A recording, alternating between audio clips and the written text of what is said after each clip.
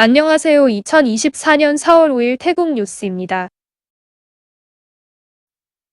태국공항공사는 수완나푼공항에 그랩 서비스 부스를 마련했습니다. 여행자 누구나 그랩 애플리케이션으로 택시를 호출할 수 있다고 설명하고 있습니다. 공사 측은 이전에 돈무안과 치앙마이, 푸켓에 서비스 부스를 마련했었습니다. 치앙마이 대학교의 피차파 교수는 자신의 SNS에 학교에 근무하다가 폐암으로 숨진 사람의 명단을 게시했습니다. 2022년부터 올해 4월까지 4명의 교직원이 폐암에 걸려 숨졌는데 이것은 초미세먼지 대기오염 때문이라고 주장하며 신속한 해결을 당국에 요구했습니다. 얼마 전에는 태국 북부뿐만 아니라 방콕과 수도권에서도 폐암 발병률이 증가하고 있다는 발표가 있었습니다. 고속도로청은 4월 6일 짜크리이날을 맞아 하루 동안 방콕 도심 고속도로의 통행료를 면제한다고 발표했습니다. 찰럼 마하나콘과 시랏, 우도나타야 고속도로입니다. 파타야 경찰은 마약을 판매한 33세 승려를 체포했습니다. 검거된 승려는 2년 전 출가했는데 야간에는 마약 판매상 일을 하고 있었다고 합니다.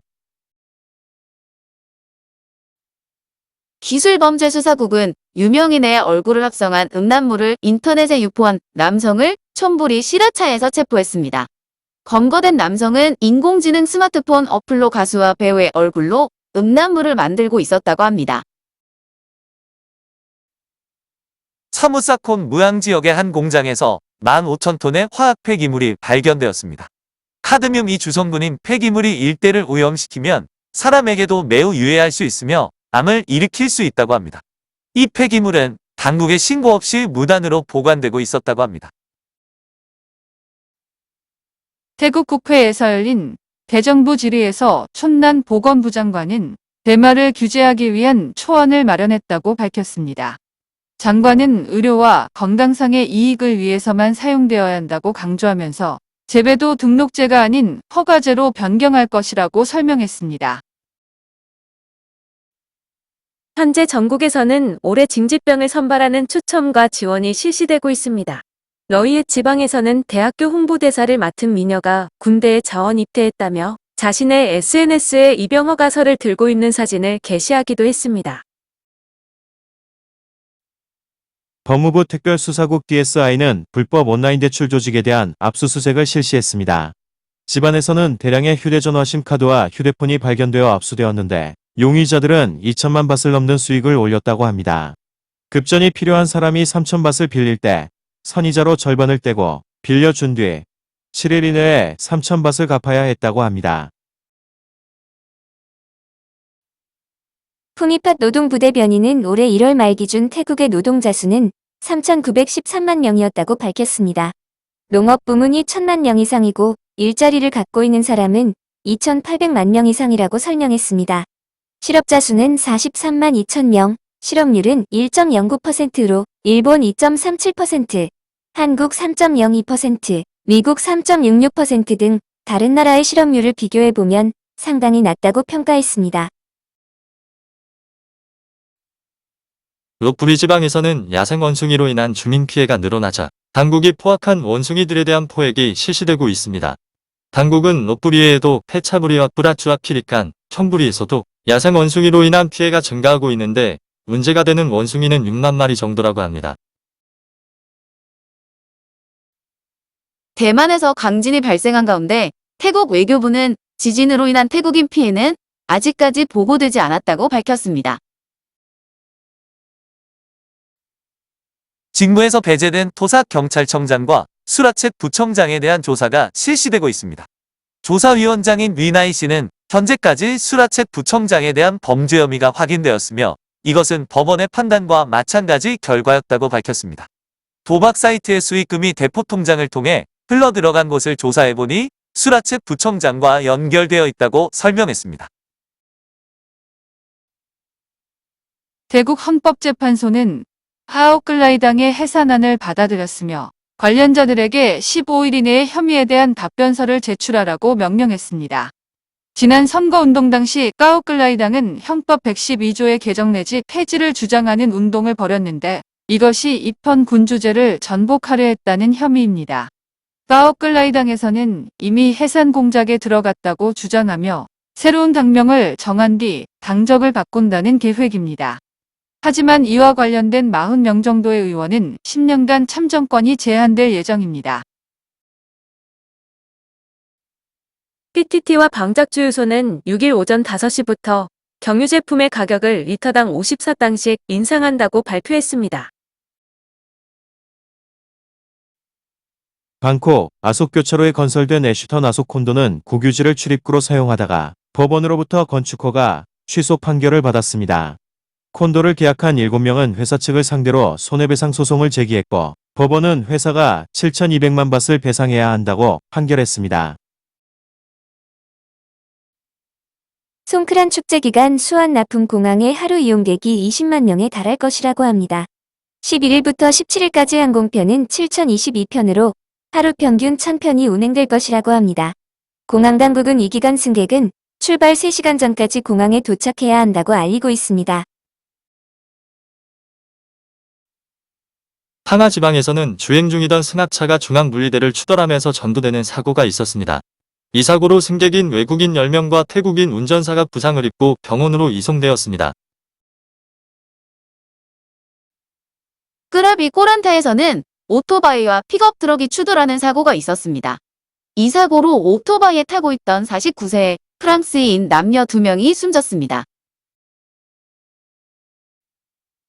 통계국이 발표한 지난해 태국 가정의 평균 수입은 월 29,030팟이었으며 주택과 토지 구입, 저축을 제외한 평균 지출은 23,695팟이었습니다.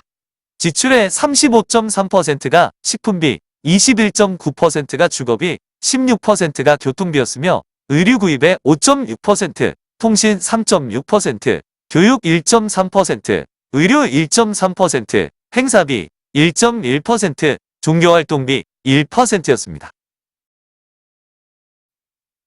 동일본철도는 중고열차 20량을 태국 국영철도에 양도한다고 밝혔습니다. 수도권 경찰은 방콕 팔라무 거리에 위치한 호텔 내에 주차된 차량에서 마약 170kg을 발견해 압수했습니다. 경찰은 35세와 25세 남성을 체포했는데 차량은 도난 차량이었다고 합니다. 이들이 거주하던 콘도에서도 9.4kg의 마약을 찾아내 압수했습니다. 치앙라이 국경순찰대는 메콩강변에서 수상한 괴한들을 발견해 검문하려 했다고 합니다. 괴한들은 순찰대를 보고 고속정으로 도주했는데 강변에는 야바 660만 장이 담긴 자루들이 발견되었다고 합니다. 치앙마이에서는 검문소 인근에 세워진 승용차 안에서 640만 장의 야바가 발견되었습니다. 시밀란 제도에서는 다이빙을 즐기려는 외국인을 태운 선박이 섬 모래사장으로 돌진하는 일이 있었습니다. 항해 중 배에 물이 들어오면서 침몰을 피하기 위해 모래사장으로 향했다고 합니다. 꽃바오 앞바다에서는 페리 선박에서 불이 나는 일이 있었습니다. 97명의 승객과 11명의 승무원은 출동한 해군 함정에 구조되었으며 10명이 연기를 흡입해 병원으로 이송되었다고 합니다. 방콕시는 지중화 공사를 위해 아속거리의 전주를 철거하는 작업을 실시하고 있습니다. 공사는 아속 교차로에서부터 페뿌리 교차로 사이 2.4km 구간에서 실시됩니다. 파타야의 주택에서는 54세의 영국인 남성이 숨지는 일이 있었습니다. 남성은 친구와 음주 후 자택에 돌아왔는데 샤워실의 유리문에 쓰러지면서 유리가 깨졌고 깨진 유리가 가슴에 박혔다고 합니다. 신고를 받은 구조대가 도착했지만 남성은 바다출혈로 숨진 뒤였습니다. 국립공원 야생 동식물 보호국은 스쿠버 다이빙 중 고래 상어를 만진 외국인에 대한 기소를 준비 중이라고 밝혔습니다. 해당 외국인은 3월 31일 팡하 수린제도에서 다이빙 중 고래 상어를 만지는 장면을 찍은 영상을 SNS에 올렸다가 당국이 소환장을 발부했습니다. 중부지방인 사무송크람과 라차부리 지방에서 가짜 천밭 집회가 나돌고 있어 상인들이 주의를 촉구하고 있다고 합니다. 시장 등을 중심으로 지금까지 10장의 위조 집회가 발견되었는데 경찰이 현재 수사를 진행하고 있습니다. 방콕에서 치앙마이로 향하던 열차 안에서 대형 여행 가방이 사라지는 일이 있었습니다. 중국인 여성은 가방이 커서 화장실 옆에 가방을 뒀는데 치앙마이역에 도착했을 때 가방이 사라졌다고 신고해 왔습니다. 경찰은 프레역과 람방역 사이에서 가방이 도난당했을 가능성이 높다고 보고 수색을 벌였는데 람방역 구내에서 가방을 발견해 여성에게 돌려줬다고 합니다. 경찰은 여성의 가방을 들고 내린 남성을 추적하고 있습니다. 수라탄이 이민국은 온라인으로 성매매를 한 카자흐스탄 국적의 여성을 꼬사무이에서 체포했습니다.